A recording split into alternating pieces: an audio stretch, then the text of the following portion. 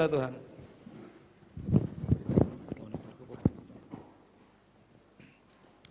Shalom Bapak Ibu Saudara yang dikasih Tuhan.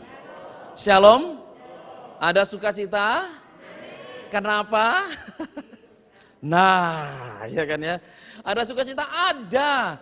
Hari ini adalah hari kemerdekaan. Hari ini adalah hari kemenangan kita. Orang percaya. Amin. Di mana letak kemenangannya? Tuhan bangkit dari antara orang mati. Amin. Kalau dia tidak bangkit dari antara orang mati, kekristenan sama seperti agama yang lain. Kenapa?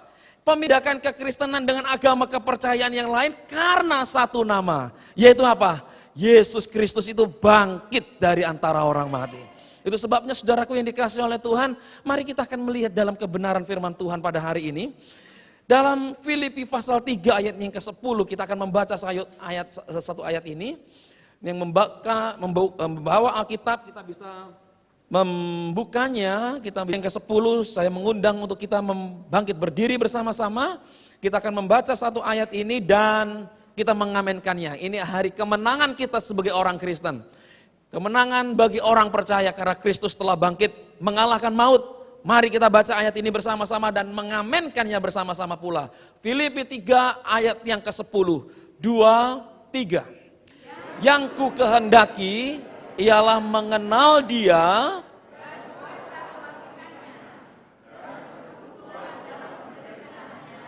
di mana aku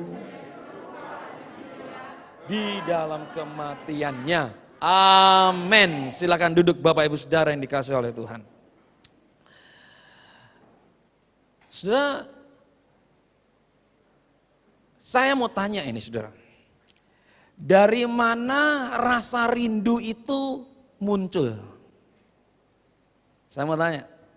Contoh saudara. Waktu saya masih kecil, di perempatan Tugu Rantai itu ada yang jual soto. Namanya soto Geger. Saya itu sampai saya seneng banget sampai rasanya kalau ketemu soto itu bahkan kepengen lagi makan sotonya dia. Karena bagi saya sotonya pol enaknya. Saking sekarang sudah tidak jual lagi. Muncullah rasa rindu untuk makan soto Geger. Pertanyaannya, rasa rindu itu muncul karena apa?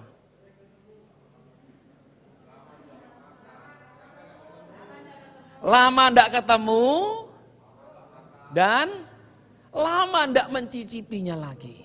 Betul kan ya? Jadi Bapak Ibu Saudara yang masih ingat rasanya Geger mungkin bisa memasakkan buat saya. Saya kangen, rindu makan soto Geger. Jadi sekali lagi saya ulangi, rasa rindu itu muncul karena punya pengalaman dengan yang sebelumnya. Geger tadi itu ya, bukan Geger gelut saudara, tapi sotonya Pak Geger. Begitu kan ya? Karena pernah mengalami makanya muncul rasa rindu karena lama tidak merasakannya lagi. Sekarang saya mau tanya, saya ulangi lagi. Jadi rindu itu muncul karena punya pengalaman. Tentunya pengalaman yang baik, ya kan ya? Saya rindu banget. Dulu waktu saya masih pelayanan di tempat yang lama, saya pelayanan tuh jam 8 pagi. Selesai gereja itu 9:30. 9:30 tuh saya selalu lihat jam, Yesus penolong itu 9:30 baru mulai. Sehingga ketika saya di sana selesai, saya lihat jam, saya berimajinasi, siapa yang WL ya? Waktu itu belum ada YouTube-nya. Jadi saya hanya berimajinasi siapa WL-nya, siapa pemain musiknya yang duduk di sini. Kenapa? Saya rindu suasana Yepo waktu itu. Ya kan? Kenapa muncul rasa rindu? Karena pernah mengalami Yepo. Betul enggak? Lucu rasanya, tidak pernah tahu Yepo, tidak kenal orang Yepo alamatnya di mana enggak tahu, tiba-tiba orang di Amerika bilang, aku kangen sama Yepo. Yepo sing ndi? Gitu kan ya? Orang rindu tuh pasti pernah punya pengalaman. Contoh lagi saudara, saya rindu sama istri saya. Contoh, memang rindu. Kenapa rindu? Karena punya pengalaman. Saya tidak bisa mengatakan saya rindu sama istrinya orang lain. Kenapa? Saya tidak kenal. Relasinya tidak ada. Saudaraku ini kasih oleh Tuhan. Bagaimana kita punya rasa rindu, sebesar apa kita punya rasa rindu terhadap Tuhan pada waktu dia sudah mati dan dia bangkit. Hari ini kita merayakan kebangkitan Tuhan. Dia mengalahkan maut dan dia menang dari kuasa dosa, dan sehingga itulah keselamatan kita adalah keselamatan yang pasti. Pertanyaannya adalah, apakah kita rindu kepada Tuhan? Rindu enggak saudara sama Tuhan? Atau jangan-jangan minggu maneh, ya kan? Kalau enggak datang nanti di kita sama Tuhan tuh kangen enggak sama Tuhan? Loh, enggak kangen? Iya tak? Mungkin masih kangen pleret yang di situ. Mungkin masih kangen nasi bantingan yang di sana. Mungkin masih kita tahu jajan-jajan makanan yang di sana. Tapi pertanyaannya adalah, hidup kekal kita bukan tergantung makanan dan minuman. Hidup kekal kita tergantung adalah seberapa kuatkah kita merasakan, menyadari bahwa Yesus itu adalah Tuhan dan mati buat kita. Kangen enggak sama Tuhan? Itu sebabnya saudaraku, kenapa orang menjadi lemah? Enggak kangen sama Tuhan. Ya kan? Oh Tuhan, ya Tuhan. Enggak kangen. Makanya enggak kuat di dalam Tuhan. Itu sebabnya hari ini kita akan melihat satu tema yang kurindukan. Yang kurindukan itu apa? Kenapa saya rindu kepada Tuhan? Kenapa Paulus sampai mengatakan yang ku kehendaki mengenal Dia dalam kuasa kematiannya? Karena punya pengalaman relasi dengan Tuhan. Hari Jumat kemarin kita merayakan Yesus mati bagi kita di atas Golgota. Buat siapa? Buat kita. Permasalahannya setelah Yesus mati kita merasakan kematiannya, kita mengalami dampak dari kematian pengampunannya, kangen enggak sama Tuhan? Betul? Jangan-jangan kematian itu hanyalah kematian, dirayakan setiap tahun, Jumat Agung, udah. Minggunya minggu kebangkitan, nanti Desember Natal, kangen enggak? Biasa. Hati-hati. Kalau sudah tidak kangen dengan hal-hal yang rohani, hati-hati. Jangan. Itu sebabnya saudaraku kita akan melihat. Bisa dibantu dari belakang? Diklik. Pointer saya bermasalah. Setelah kita jadi orang Kristen, seberapa besar rasa rindu kita terhadap Yesus yang sudah bangkit. Yesus sudah mati? Yes. Yesus hari ini kita rayakan dia sudah bangkit? Yes, 2000 tahun yang lampau. Kita kangen enggak sama dia? Kalaupun dia bangkit, yang kita rindukan dari kebangkitannya itu apa? Betul enggak? Kalau tadi saya katakan saya kangen dengan sotonya Pak Geger, kenapa? Saya tahu irisan ayamnya pun masih ngelengket di otak saya. Enggak tebel, enggak tipis. Ya kan? Digigit itu nyes. Loh, ya kan? Saya kenapa bisa kangen sama sotonya Pak Geger? Karena bumbunya bagi saya pas. Sehingga rasa kangen itu muncul dalam diri saya. Pertama, kita yang sudah mengalami Tuhan setiap hari, Senin, Selasa, Rabu, Kamis, Jumat, Sabtu, Minggu, berulang, berbulan, bertahun, berpuluh tahun, kangen enggak sama Tuhan? Rindu enggak sama Tuhan? Itu sebabnya Ibrani pernah menuliskan, jangan pernah menjauhi pertemuan ibadah. Kenapa ada orang menjauhi pertemuan ibadah? Jangan-jangan enggak kangen sama Tuhan. Saudara yang dikasih Tuhan, kita akan melihat apa yang saudara rindukan sebagai orang Kristen setelah Yesus bangkit dari kematian. Ada rasa rindu? Yang pertama, minta tolong aja diri belakang, klik karena pointernya kebangkitannya. Yang pertama, saudaraku, apa yang kita bisa rindukan dari kematian dia? Yaitu apa? Aku rindu mengenal Yesus sebagai Tuhan. Kalau ditanya, percaya enggak dengan Tuhan? Percaya, siapa namanya? Yesus. Oke, pertanyaannya adalah siapa dia dalam hidup kita? Next. Pertanyaan yang harus kita renungkan adalah kalau kita percaya dia adalah Tuhan, seringkali kita jatuh dalam sebuah tembok yang besar. Tuhan yang seperti apa? Betul enggak? Oh, aku percaya kok Yesus adalah Tuhan. Sungguh? Kalau kita percaya Yesus adalah Tuhan, maka terkadang kita harus seperti orang kusta. Yang ketika Yesus lewat, mereka hanya bisa satu hal, teriak, Yesus, Yesus, sembuhkan aku. Kenapa? Percaya. Pernah ketemu mungkin tidak. Pernah mengalami Tuhan mungkin tidak. Mungkin mereka hanya pernah mendengar dari kata orang Yesus dari satu desa ke desa lain, pernah menyembuhkan orang. Sehingga ketika Yesus lewat di hadapan orang kusta itu, orang kusta tidak minta yang lain. Dia hanya mengatakan, Yesus sembuhkan aku. Hari ini seberapa besar rasa rindu kita untuk mengakui bahwa dia itu benar-benar Tuhan. Atau jangan-jangan Yesus itu yang kita kenal namanya, kita nyanyikan namanya, dia hanya seperti penjaga pintu security. Oh, kalau aku mau pergi Tuhan, aku titip rumahku ya, Tuhan jagai ya rumahku ya, Tuhan pageri ya. Kita kadang menghadirkan Tuhan itu seperti security. Tuhan, aku mau pergi loh Tuhan, jangan lupa bebekku dan kucingku ya Tuhan. Tuhan, jangan lupa tokoku ya Tuhan. Tuhan, kita jadikan Tuhan itu seperti apa? Ini loh pertanyaannya. Ketika dia lahir, dia mati dan dia bangkit, kita jadikan dia Tuhan seperti apa? Jangan-jangan kita hanya menjadikan Tuhan, engkau sumber berkat. Tidak salah, karena itulah dia sumber berkat. Tuhan, aku menjadikan engkau kalau waktu aku sakit, aku cari engkau dalam doaku, sembuhkan aku. Tidak salah, karena memang dia adalah Allah yang penyembuh. Tapi kalau hanya sebatas kesembuhan, berkat, mujizat, kita akan kecewa dengan sosok Kristus. Kenapa? Hanya sebatas itu. Hanya sebatas jaga toko, hanya sebatas jaga gerbang, hanya sebatas kalau ada keluarga yang sakit, kalau tidak ada apa-apa aku tidak membutuhkan dia. Yesus yang seperti apa yang sebenarnya saudara kenal melalui kebangkitan yang kita rayakan pada hari ini. Saudaraku yang dikasihi di dalam Tuhan, saya mau katakan salah memandang Tuhan membuat saudara tidak akan bertumbuh di dalam Tuhan. Ini bahaya loh, bahaya. Salah memandang Tuhan, oh Tuhan hanya seperti penjaga toko, Tuhan hanya seperti dokter, Tuhan saya butuhkan kalau saya ingin membutuhkan pertolongan. Ini pandangan yang tidak salah.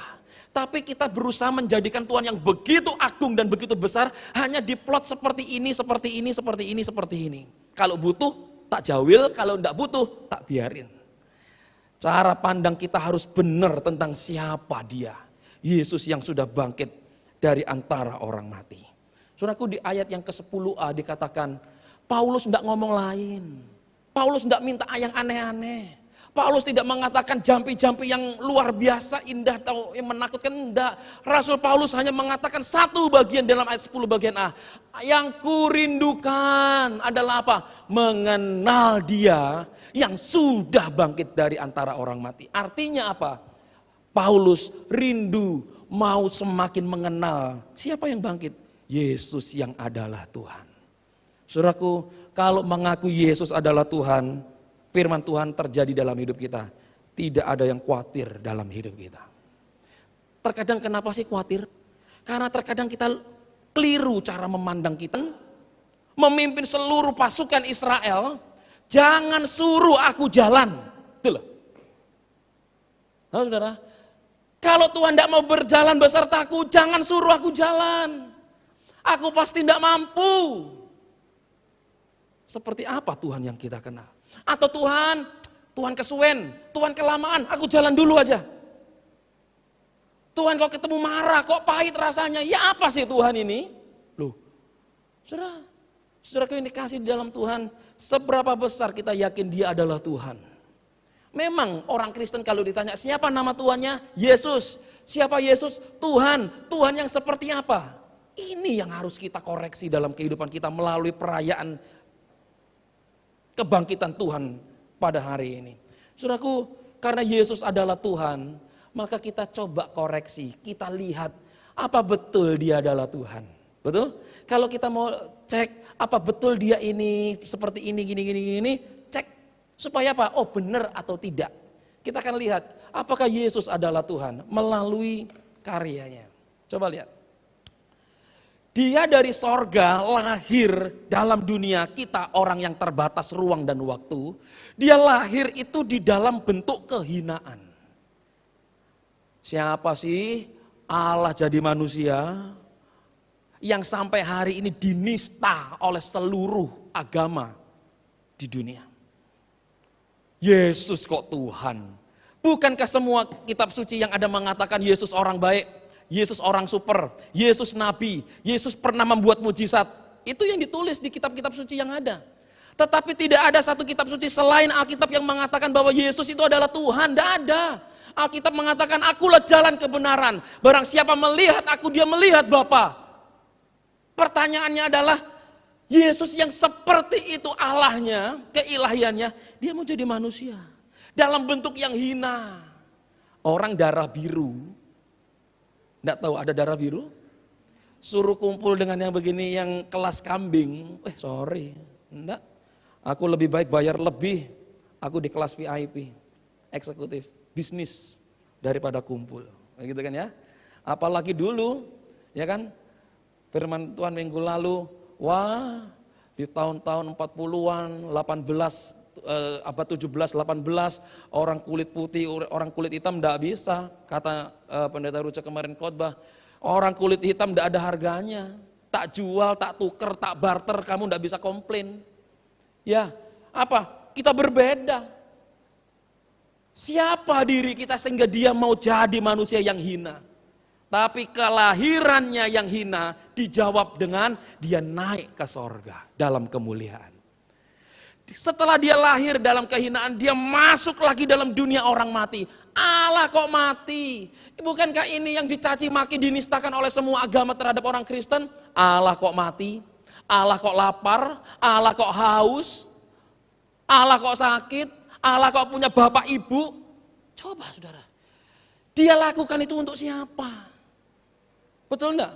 Kalau kita yang jadi seperti Allah di posisinya Allah, kamu yang buat dosa, tebus sendiri. Kamu yang buat keliru, bereskan sendiri. Kok enak? Kok aku? Allah itu lahir. Dia turunkan dirinya. Sudah lahir dia mati dalam keterkutukan. Dia turunkan lagi dirinya. Tapi karena dia Tuhan, aku boleh turun dalam keterkutukan. Tapi dijawab, aku bangkit. Hari ini kita rayakan dari orang mati. Saudaraku, apakah dia Tuhan? Kalau kita mau jelaskan secara gambar ini secara gamblang, dia dari sorga turun jadi manusia, hina, dia turun lagi, mati. Allah kok mati? Dia, tetapi ini semua dijawab dengan apa? Kebangkitan dia, dan bahkan apa? Dijawab lagi oleh kenaikan dia nanti ke sorga. Saudaraku perhatikan, pada waktu Yesus bangkit, ini adalah posisi yang tidak pernah dilakukan oleh satu manusia pun dalam dunia. Ada yang bangkit tapi dibangkitkan. Tidak bisa bangkit karena punya kuasa untuk bangkit. Tidak. Manusia itu cuma lahir dan mati. Semua kita ini loh. Kita semua pasti kita lahir dan pasti satu titik kita akan mati. Ya inilah kita. Kita ini ada dalam dunia posisinya hina. Kita lahir dimanapun, di rumah sakit manapun, di negara manapun, dengan siapapun, suster dokternya. Kita ini lahir dalam posisi hina. Ada orang lahir, belum lahir, sudah disiapkan kamarnya. Kalau perempuan pink, kalau laki-laki biru, hitam, atau dan lain sebagainya ya kan. Kalau anaknya nanti yang dilahirkan laki-laki, udah ditempel gambar pesepak bola, ya kan. Ditempel lagi jago kungfu, ya kan. Ditempel lagi siapa, sembarang, ya kan. Kalau wanita yang Barbie, ditempel-tempel, dihias kamarnya, anaknya belum lahir. Tapi satu hal yang pasti, esensi dari anak yang dilahirkan, hina di dalam dosa. Siapa dia? Termasuk kita. Dan kita tidak hanya posisi lahir, kita nanti akan mati. Hotel di sana tempat kita, tinggal pilih, ya kan? Dan di mati pun, itu adalah mati yang terkutuk karena dosa. Inilah kita, lahir dan mati yang penuh kehinaan dan kutuk. Tuhan Yesus dikatakan mati yang terkutuk karena ada satu tulisan dalam Yahudi kuno, orang yang tergantung. Itu adalah orang yang matinya terkutuk, tidak diterima langit, tidak diterima bumi, tergantung. Terkutuklah dia. Dia disebut sebagai orang yang terkutuk. Kenapa? Karena kita. Itu sebabnya orang Kristen kita semua kalau tidak setia sama Tuhan, tidak bisa ngomong, ya kan? Itu sebabnya kalau kita setia bukan karena kita bisa setia. Dia yang membuat kita mempunyai kekuatan untuk bisa setia sama Tuhan. Saudaraku, tapi Yesus berbeda. Dia tidak hanya lahir dan dan mati. Dia lakukan sesuatu yang tidak pernah ada dalam dunia. Dia bangkit dari antara orang mati.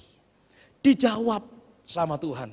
Dan akhirnya apa? Pada waktu kebangkitannya, dia bangkit dalam kemegahan. Disaksikan Maria Magdalena dan para wanita yang pergi ke kubur membawa rempah-rempah dan minyak. Para malaikat mengatakan dia tidak ada di sini.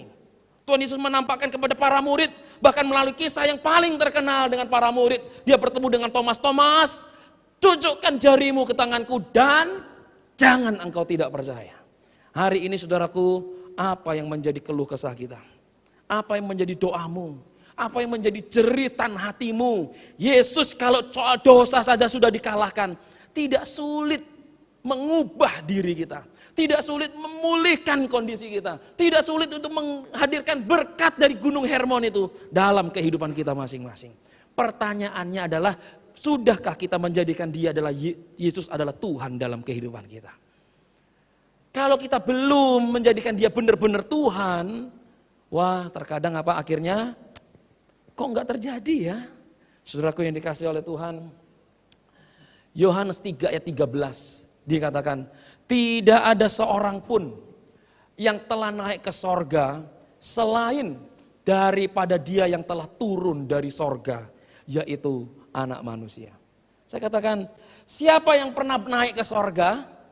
Tidak ada seorang pun, agama apapun tidak pernah dicatat namanya. Siapa yang pernah naik ke sorga? Hanya Yesus. Kenapa Yesus? Dia Tuhan. Kenapa dia bisa disebut Tuhan? Karena tidak ada seorang pun yang bisa naik ke sorga kalau dia tidak pernah turun dari sorga. Siapa dia? Yesus namanya. Masih tidak percaya? Masih tidak mau andalkan Tuhan? Rugi imanmu di dalam Tuhan. Punya pengalaman dengan Tuhan? Halo, punya pengalaman dengan Tuhan? Rugi kalau tidak rindu sama Tuhan. Tahun kemarin biasanya kan gitu ya, kalau udah di akhir tahun, Tuhan aku introspeksi. Aku 1 bulan cuma 1 kali kebaktian. Tahun yang baru, 1 bulan 2 kali. Puji Tuhan, naik. Tuhan, aku akan komitmen lagi. Aku mau terjun dalam pelayanan. Loh, ada perubahan. Saudaraku, kalau kita seperti itu, kita tidak usah nunggu tahun depan. Hari ini kita menyadari Yesus adalah Tuhan. Tuhan ubahkan aku mengasihi Tuhan lebih dan lebih lagi. Bapak Ibu Saudara yang dikasihi oleh Tuhan, ya, karena Yesus naik, karena dia sudah turun yang daripada sorga buat kita. Ada sesuatu yang menarik ayat 10a. Dikatakan yang ku kehendaki mengenal dia. Tidak mengenal yang lain. Rasul Paulus punya rekan yang hebat, tapi bukan rekannya yang disebut. Rasul Paulus pernah menghadapi para pejabat-pejabat, bukan pejabat yang disebut. Berapa kali manusia kalau kita kenal dengan pejabat, pejabatnya disebut, ada fotonya. Kalau ada fotonya ditunjukin, nih fotoku dengan dia, macam-macam. Wah, ya kan? Paulus tidak sebutkan nama lain. Paulus hanya mengatakan yang ku rindukan dengan begitu sangat. Aku rindu kuasanya yang pernah bangkit dari antara orang mati. Saudaraku, kenapa begitu? Ada pertemuan pribadi dengan Tuhan sebelumnya. Paulus dibutakan matanya dan dicelikkan lagi dan menjadi rasul yang besar, memberitakan Injil. Banyak surat ditulisnya. Kita lihat contohnya. Mungkin ada orang Kristen yang sifatnya pemeras kepada sesamanya. Seperti kita kenal namanya Sakius. Sakius bisa berubah karena pertemuan pribadi dengan Tuhan. Sakius tuh isinya tuh cuman uang, Senin, Selasa, Rabu, Kamis, uang, Januari sampai Desember, uang. Semuanya harus uang. Itulah Sakius. Jadi kalau kehidupan orang Kristen isinya cuman uang, cari duit, kerja. Lupa, tidak rindu sama Tuhan, berarti Sakius. Koncone Sakius. Ada orang yang sifatnya seperti itu. Ketika dia ketemu Tuhan secara pribadi, aku berubah. Saya suka sekali kisah Sakius. Orang yang begitu medit, orang yang begitu mata duitan, orang yang fokusnya cuma cari duit, kok bisa membuka berangkasnya. Tak buka berangkasku, 50% tak kasihkan. Hari ini cari orang yang mau seperti itu, wah jarang hampir punah. Betul enggak? Jangankan begitu, saudara, Berapa banyak Tuhan bekerja buat kita. Dan kita semuanya merasakan nikmat Tuhan yang begitu ajaib dalam hidup kita sampai hari ini. Tadi pagi di Blitar juga saya katakan, kehidupan kita ini kemurahan Tuhan loh. Bisa melek begini, kedip-kedip. Bisa kedip saudara? Kalau enggak kedip saya di. Bisa kedip begini, ini berkat Tuhan. Betul enggak? Berkat Tuhan loh. Ada yang sudah merem, ada yang meleknya enggak bareng enggak? Ada enggak? Meleknya gini.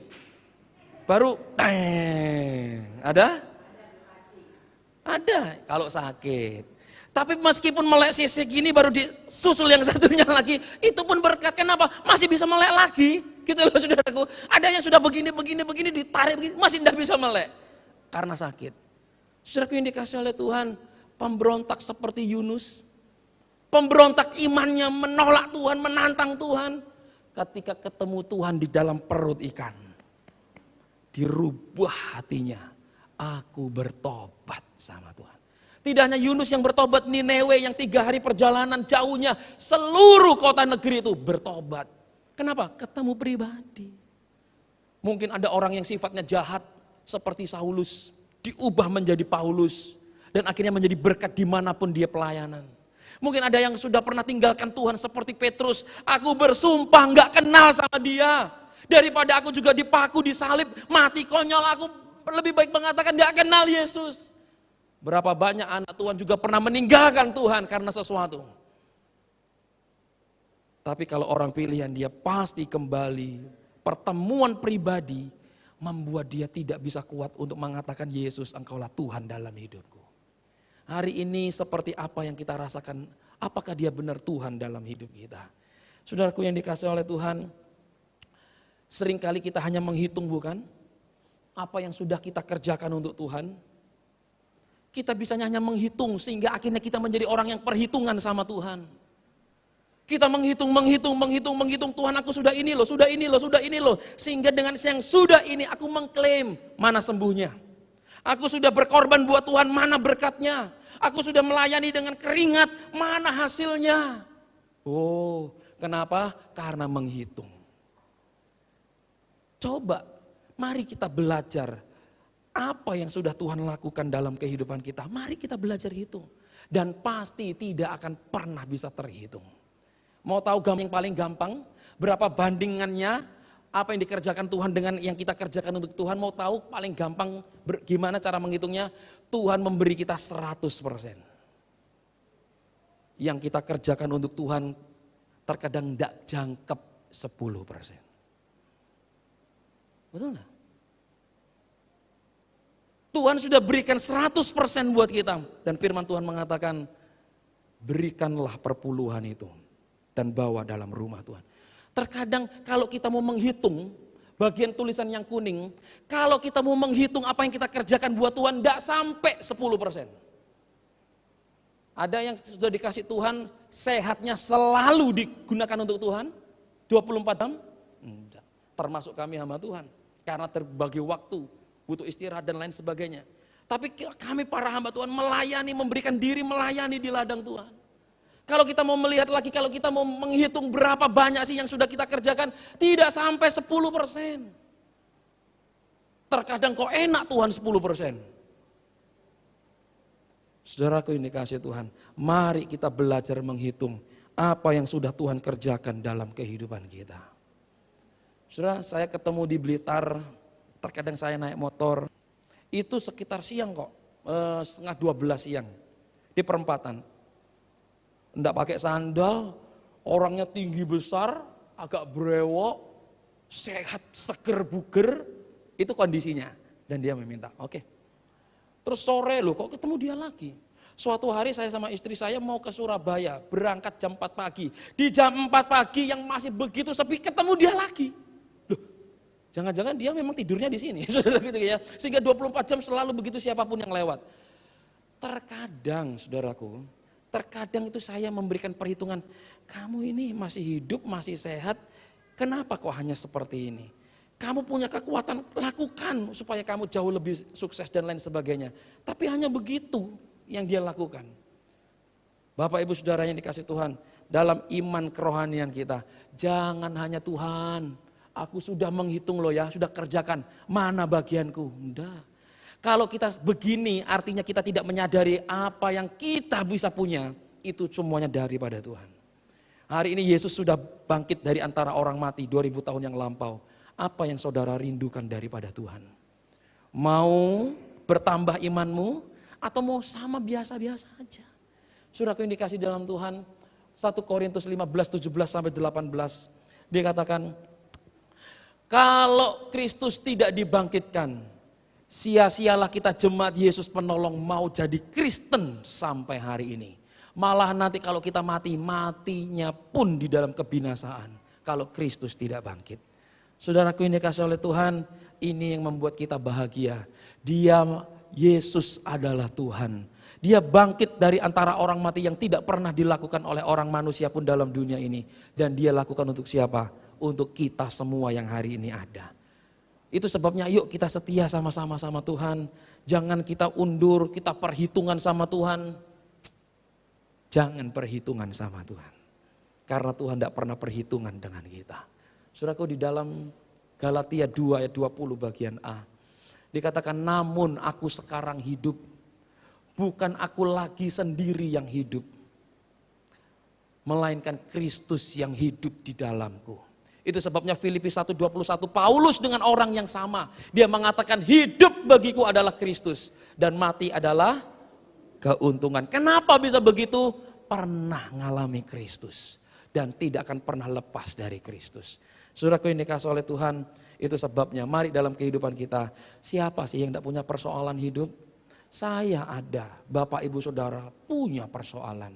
Permasalahannya, apakah persoalanku lebih besar daripada berita tentang kebangkitan Kristus yang sanggup menolong kita? Jadikan Tuhan, kalau maut saja engkau kalahkan. Tidak masalah bagi Tuhan untuk mendatangkan berkat burung gagak untuk memelihara aku dan keluargaku. Amin. Ada banyak kisah. Saya percaya Bapak Ibu Saudara punya kisah tentang Tuhan.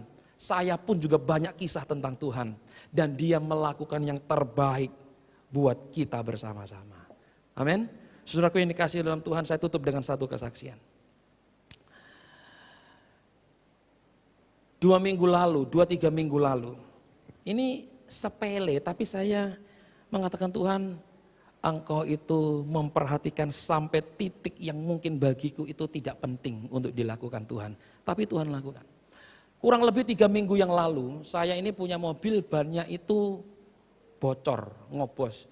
Dan bocornya itu di bekas tembelan yang lama. Saya cek dan orangnya bilang, Pak, ini 2. Sudah 2 tembelan tubles dan 2-duanya ngobos. Ban saya masih tebel. Eman ya, beli ban lagi, wong bannya masih. Terus dia bilang, Pak, cari tukang tembel ban yang bisa nembel dari dalam.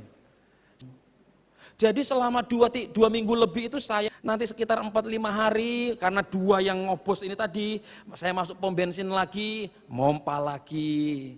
Terus suatu hari dalam acara gereja ini ada orangnya ini namanya Pak Ridi.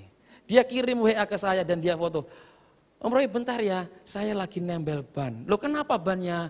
Bannya bocor. Loh kenapa? Begini nih, harus ditembel dari dalam. Loh, tembel dari dalam? Loh maksudnya iya soal tembel ban saja Tuhan kasih bocoran ke saya. Aneh ya. Saya ini 2-3 minggu tuh bingung, Tuhan cari tembel ban yang bisa nembel dari dalam tuh loh di mana di Blitar. Saya tanya ke pom bensin ini yang isi nitrogen, enggak tahu tukang tembelnya di mana, dia enggak tahu. Di tengah tidak tahu itu kok tiba-tiba ada Pak Ridi bilang apa? Pak, aku sedang nembel ban, nembelnya dari dalam. Coba. Soal ban saja dia tahu bagaimana memelihara saya. Apalagi sandang pangan, papan, wifi, dan lain sebagainya. Dia sanggup pelihara hidup kita. Amin. Itu sebabnya saudaraku, muncullah rasa rindu. Tuhan, aku rindu mengenalmu sebagai Tuhan. Bukan sebagai orang yang bisa datang dan bisa pergi sesuai yang saya mau. Enggak, aku rindu engkau. Saudara, saya mengundang pemain musik. Saya mengundang singer WL. Mari kita mau katakan sama Tuhan. Tuhan, aku rindu engkau. Rindu bukan sebagai pertolongan hanya sementara. Aku rindu bukan bukan karena aku kepepet membutuhkan penghiburan, tidak. Aku rindu karena memang benar Engkau adalah Tuhan dalam hidupku. Baik kita yang di gereja, baik Bapak Ibu Saudara yang ada di rumah, katakan aku rindu mengalami, aku rindu mengenal siapa yang sudah bangkit dari antara orang sebagai Tuhan. Tidak ada perkara yang sulit. Mari kita nyanyikan pujian ini. Ku rindu setiap waktu